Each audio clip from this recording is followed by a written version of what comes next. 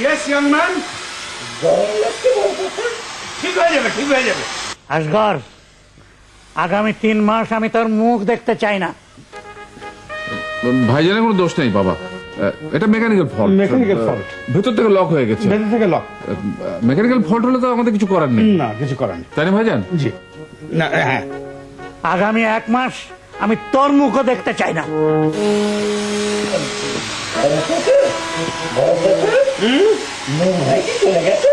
না, উনি এখানেই আছেন। ভাই, ওয়ালাইকুম সালাম।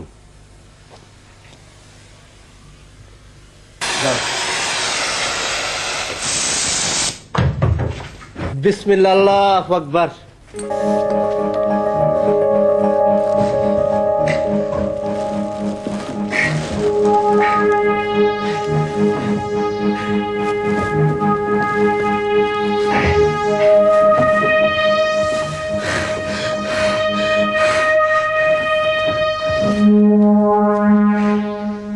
খুব বেশি কষ্ট হয়নি, মাঝখানে ঘুমিয়ে পড়েছিলাম।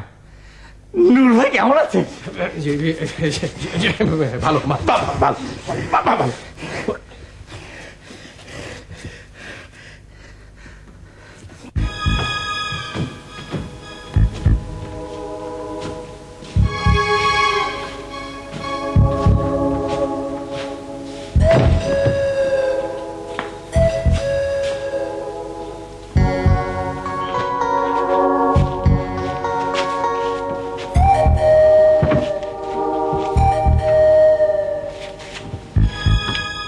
ভাইজান, এখন কেমন বুঝতেছেন? আমি এই বাড়িতে থাকবো না মতো ভাইয়া, হলে চলে যাব। সিট না পেলে মেঝেতে শুয়ে থাকবো। ভাইজান, ফ্যানটা সাইডে দেই। বিসমিল্লাহ বলে ঘুম যান।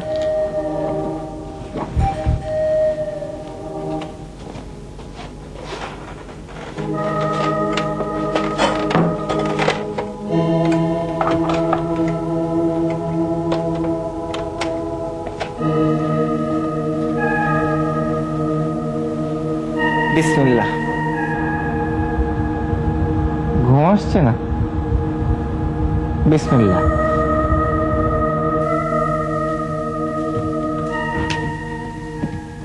আপনাদের সঙ্গে আমার সময়টা ছিল অত্যন্ত আনন্দদায়ক এবং এক্সাইটিং। আমি একা মানুষ, এর আগে কোনোদিন কোনো পরিবারের সঙ্গে এতটা সময় কাটাইনি। মানে ঠিক বুঝলাম না, আপনি একা মানে আপনার স্ত্রী, ছেলে, মেয়ে? না মানে আমি যেটা আমার ধারণা এসব কফিন টফিনের ব্যাপার দেখে আপনার মাথা গরম হয়ে গেছে। ভাই, আপনার বড় চাচা গুলায় চলে যাওয়ার আগে আপনাকে একটা কথা বলে যেতে চাই। আপনি কি দয়া করে আমার জন্য একটু অপেক্ষা করুন? শিওর।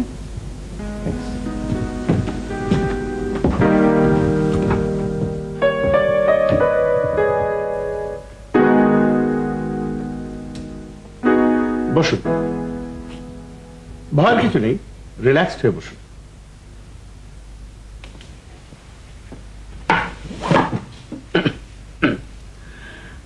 আমি জানি না এবারের লোকজন আমার সম্বন্ধে আপনাকে কি বলেছে বা কি ধারণা দিয়েছে।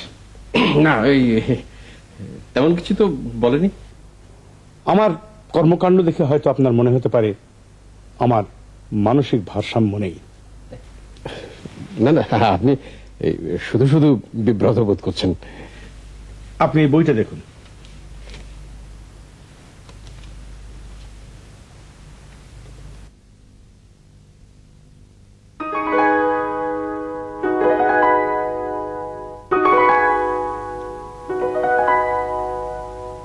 আশ্চর্য, আপনার লেখা বই?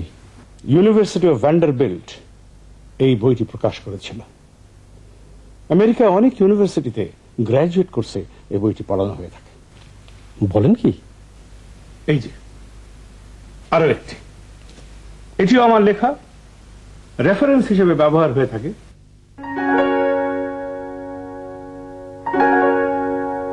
আপনি তো অতি বিখ্যাত ব্যক্তি। অথচ এই বাড়িতে সবাই মনে করে যে আমি অর্ধোন্মাদ। কিছু মনে করবেন না, আমার ধারণা যে আপনি আসাদুজ্জামান নূর না, অন্য কেউ। এরকম মনে হওয়ার কারণ কি? শো বিজনেসের সেলিব্রিটিদের একটা মুখোশ থাকে সাধারণত, যা তাদের জীবনের একটা অঙ্গ হয়ে যায়। আপনার মুখে আমি সেই মুখোশ দেখতে পাচ্ছি না। আমি কি এক গ্লাস পানি খেতে পারি? না, পারেন না, কেন? গ্লাসটা আমার। আপনার নাম কি? ফরহাদ। শুধু ফরহাদ? ফরহাদ হোসেন। আচ্ছা, আমি কি এই বই দুটো একটু নিতে পারি? পড়েই আপনাকে ফেরত দিয়ে দেবো। না, নিতে পারেন না, কেননা আপনি একজন প্রতারক। আপনি প্রতারণা করে এই বাড়ির ভেতরে ঢুকে পড়েছেন। আমার বিশ্বাস এই বই দুটো আপনি নিলে তার ফেরত দেবেন না। আপনি এখন যেতে পারেন।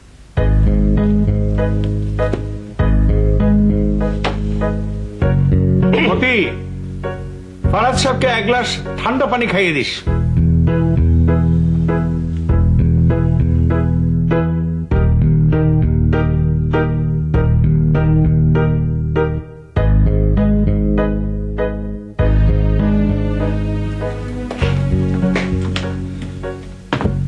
অপেক্ষা করতে বলেছিলেন, তাই অপেক্ষা করছি।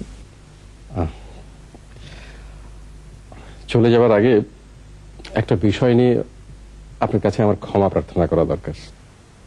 আমি তো কিছুই বুঝতে পারছি না, মানে এমন কি ঘটনা ঘটেছে যে আপনি ক্ষমা প্রার্থনা করছেন? আমি আপনাদের সঙ্গে এক ধরনের প্রতারণা করেছি। আমার আসল নাম ফরহাদ, লাইব্রেরিতে থাকি। বাকিটা আপনি তিতলি এবং কঙ্কার কাছ থেকে শুনে নেবেন। কি বলছেন? কি বলছেন এসব? আপনি কি বলছেন? I am really sorry. এর বেশি কিছু আমি বলতে চাইছি না।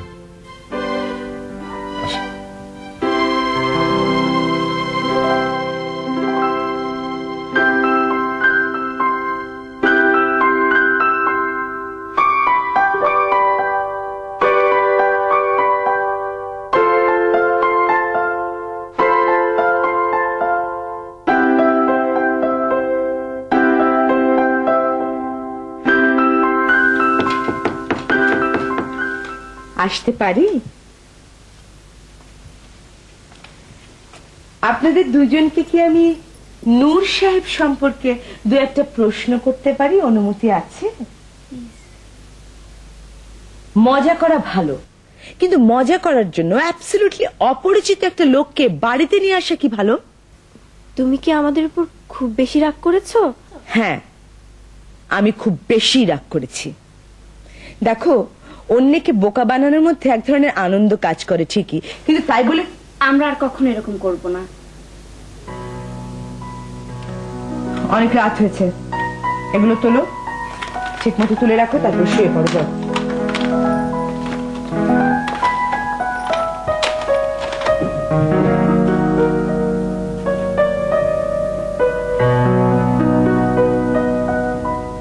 ঘুম আসছে না আনিস? জি না। তোমার উপর দিয়ে আজ খুব একটা ঝড় বয়ে গেল না? আমি খুব বেশি ভয় পাইনি, অল্প ভয় পেয়েছিলাম। তাই? তোমার জায়গায় হলে তো আমি ভয় মরেই যেতাম। আপনি মেয়ে তো, তাই বেশি ভয় পেতেন। মেয়েরা ভীতু হয়। তা ঠিক। তো তুমি কিছু খাবে? আনবো চা, কফি? এক গ্লাস দুধ খাবো, নরমাল দুধ স্বাস্থ্যের জন্য ভালো।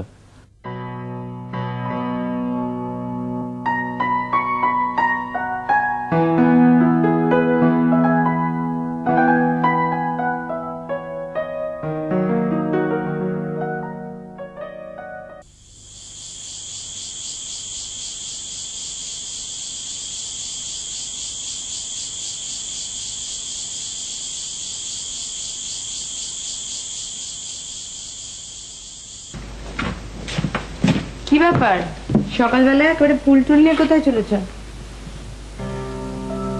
কি হলো, জবাব দিচ্ছ না যে? আজ কঙ্কার জন্মদিন। কি?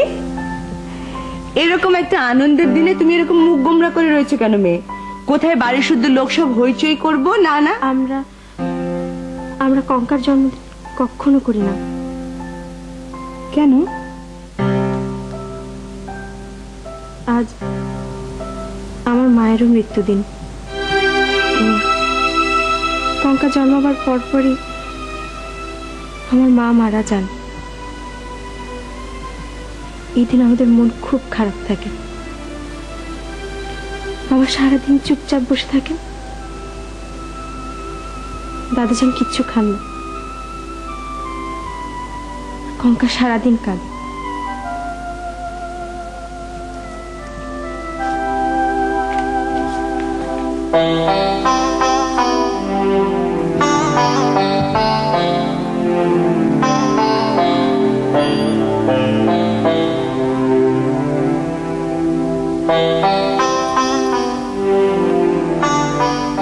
Happy birthday কঙ্কা।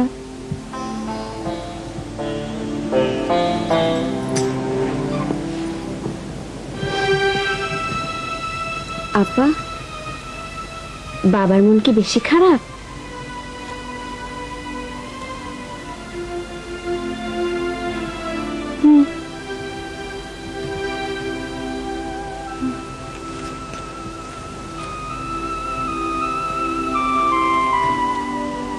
তোকে খুব সুন্দর লাগছে। আপা, মার চেহারা কি তোর মনে আছে?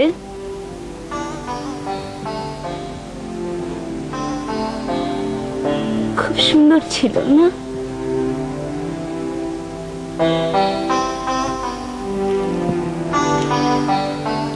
Happy birthday to you, happy birthday to you, happy birthday dear Kanka, happy birthday to you.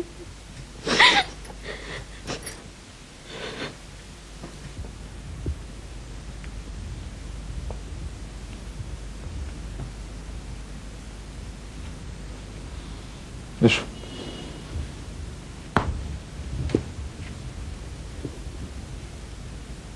কঙ্কার মার ছবি?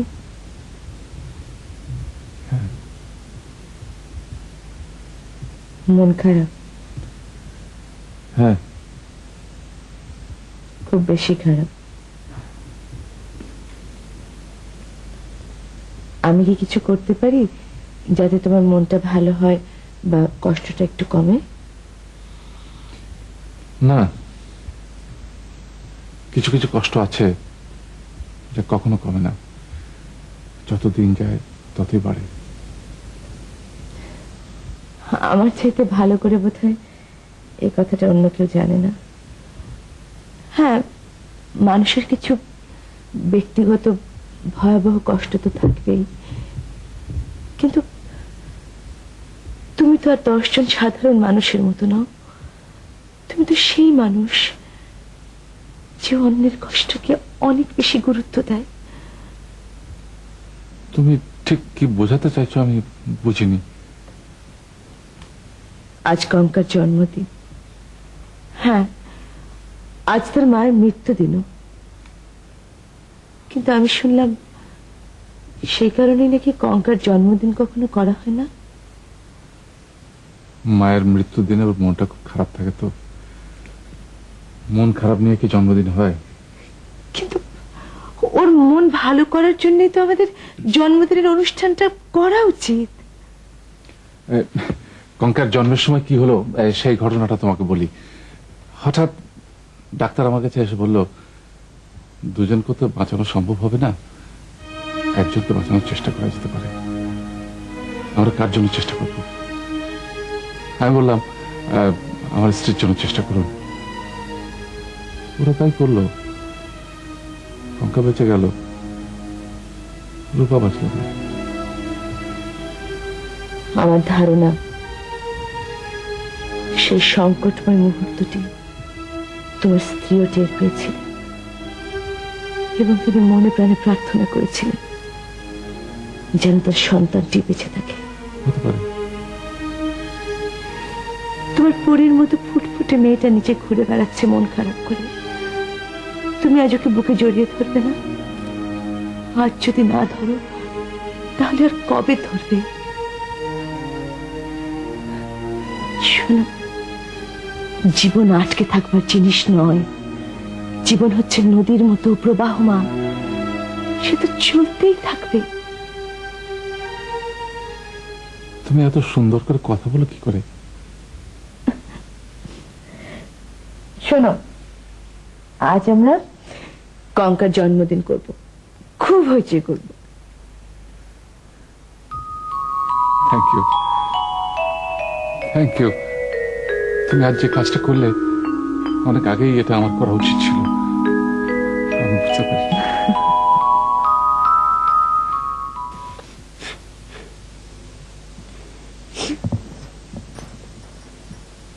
আপা, একটু যাবি? আমাকে একটু একা থাকতে দে।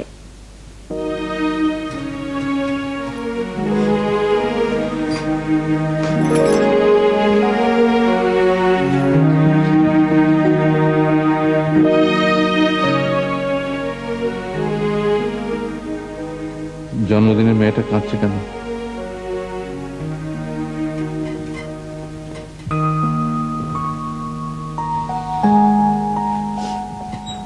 জন্মদিন উপলক্ষে আমি কি রাজকন্যা কঙ্কাবতীকে একটু আদর করতে পারি? আমার কি ধারণা জানিস মা, আমি জীবনে অনেক পুণ্য করেছিলাম বলে তোর মায়ের মতো মেয়ের সঙ্গে আমার বিয়ে হয়েছিল। আবার তোর মা তার জীবনে অনেক পুণ্য করেছিল বলে তোর আর তিতলির মতো মেয়েকে পৃথিবীতে আনতে পেরেছিল। আয় মা, আজ আমরা এমন একটা জন্মদিন করব যার কোনো তুলনা হয় না।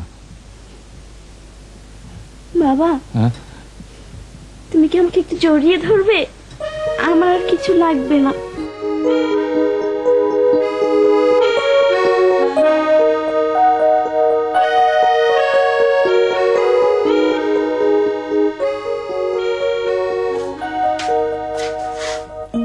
হারিস ভাই, আপনি কি আবার ছোট্ট একটা কাজ করে দিতে পারবেন? কেন পারবো না? এখন তো পড়াশোনা করছি না। বড় চাচা বলেছেন কয়েকদিন পড়াশোনা না করার জন্য। মাথার ভিতর জ্যাম হয়েছিল, সেই জন্য পড়াশোনা করতে নিষেধ করেছেন। এখন সেই জন্য শুয়ে বসে আছি আর প্রচুর পরিমাণ লিকুইড খাচ্ছি। কাজটা কি? কাজটা খুব সিম্পল। তুমি জানো না তিতলি ভাইয়া, সিম্পল কাজই আসলে কঠিন। আজ হলো কঙ্কার জন্মদিন। কঙ্কা আপনাকে খুবই পছন্দ করে। আপনি যদি কয়েকটা ফুল নিয়ে তার হাতে দেন এবং তাকে বলেন হ্যাপি বার্থডে টু ইউ, ও খুব খুশি হবে। পারবেন না? কেন পারবো না? হ্যাপি বার্থডে টু ইউ গানটার সুর কি আপনি জানেন? জানি না। আমি শিখিয়ে দিচ্ছি। সুরটা হলো happy birthday to you, happy birthday to you, happy birthday dear Kanka, happy birthday to you. আমার সঙ্গে করেন তো। Happy birthday to you, happy birthday to you, happy birthday dear Kanka, happy birthday to you. ফুল পাবো কোথায়? আমি নিয়ে এসেছি, এই নিন। চলো। এখন না, যখন আমি আর কঙ্কা একসঙ্গে থাকবো তখন যাবেন, নইলে কঙ্কা বুঝে ফেলবে যে আমি আপনাকে শিখিয়ে দিয়েছি। কিন্তু পরে তো সুরটা ভুলে যাব। ভুলবেন না। তুমি খুব বুদ্ধিমান। আপনিও খুব বুদ্ধিমান।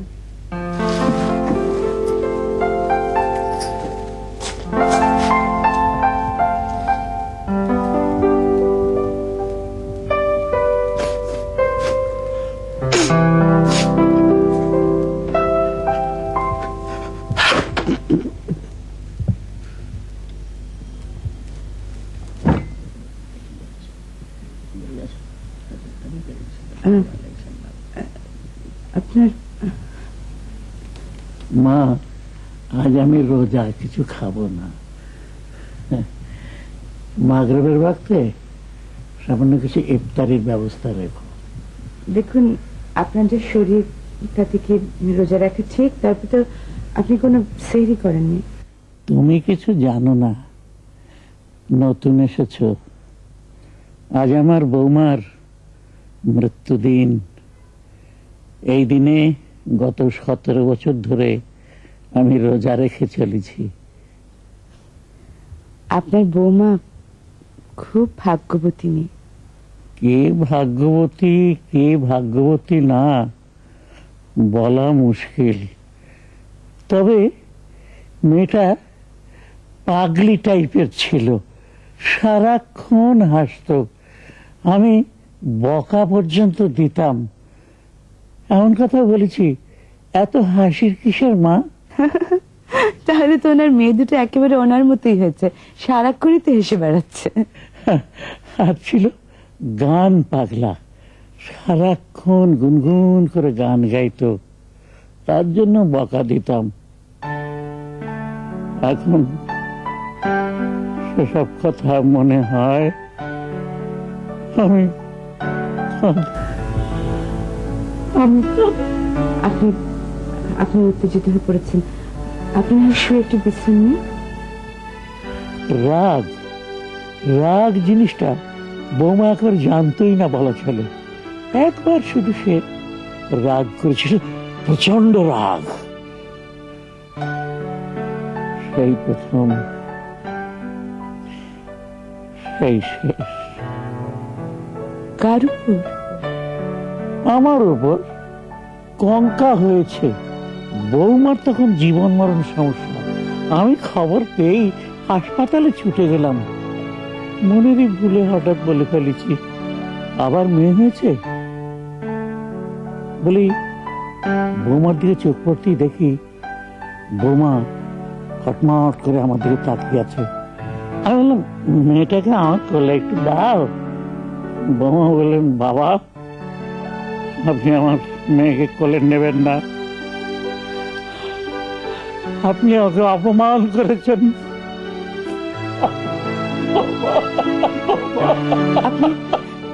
আপনি এভাবে কাঁদবেন না। আপনি আমার একটা কথা শুনুন, আজ কঙ্কার জন্মদিন। কঙ্কা বাইরে দাঁড়িয়ে আছে, আপনি ওকে একটু আদর করে দিন। আর কঙ্কা ভেতরে এসো। দাদাজান এরকম ভ্যা ভ্যা করে কাঁদলে আমি আসবো না। দাদাজান যদি হাসেন তাহলে আসবো।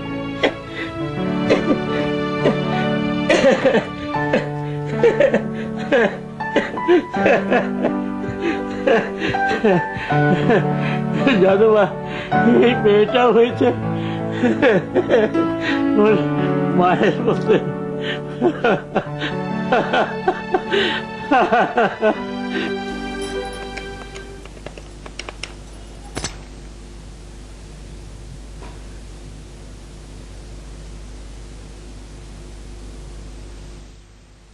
আপনি কি আমাকে চিনতে পারছেন?